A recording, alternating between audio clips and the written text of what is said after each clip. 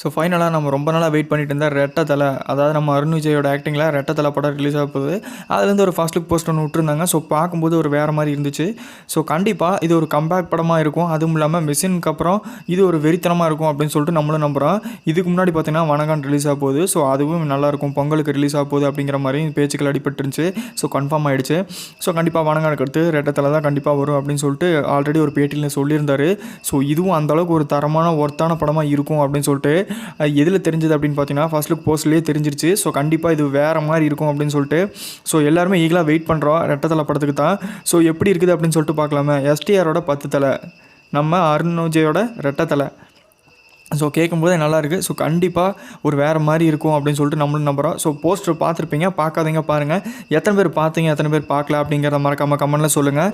ஏன்னா அதை மறந்துடாதீங்க. லைக் பண்ணுங்கள், ஷேர் பண்ணுங்கள், மறக்காமல் நம்ம சேனலை சப்ஸ்கிரைப் பண்ணுங்கள். அப்போ தான் எனி அப்டேட் இந்த மாதிரி உங்களுக்கு சேனலில் தொடர்ந்து வந்துகிட்டே இருக்கும்.